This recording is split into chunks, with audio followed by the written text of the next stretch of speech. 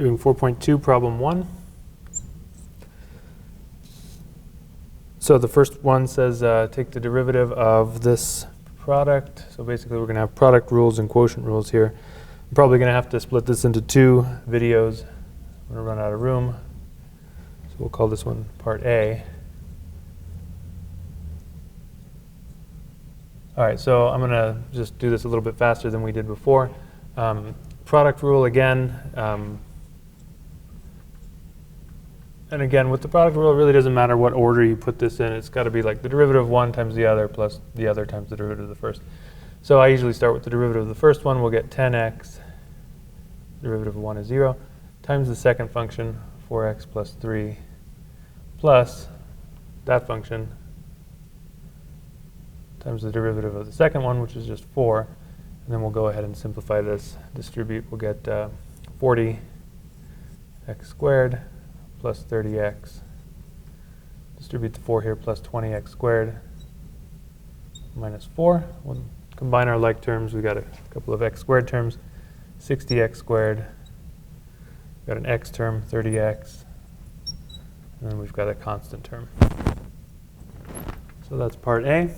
Part B, similar.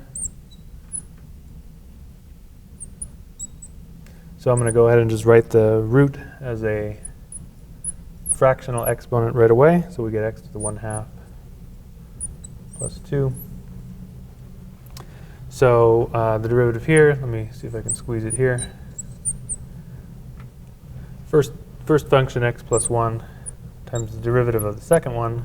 That one's just going to be 1/2 x to the negative 1/2 plus the derivative of the first function, which is just 1, multiplied by the second function. So that's just x to the 1/2 plus 2 multiplied by 1. So it just stays as is.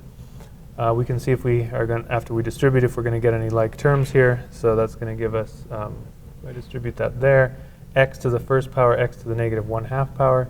It's going to be x to the positive 1/2. We add the exponents. 1 minus 1/2, 1/2.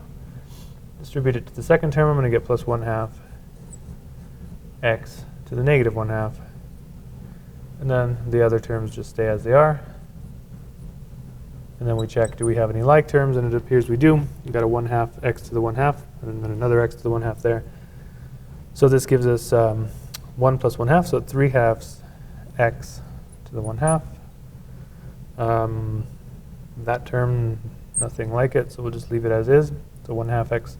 And this one, let's go ahead and write it as positive exponent, so 1 over 2 to the 2x to the 1/2.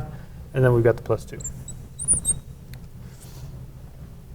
Okay, so I think that's all I have room for. We'll do parts C, D, and E on the next part of this.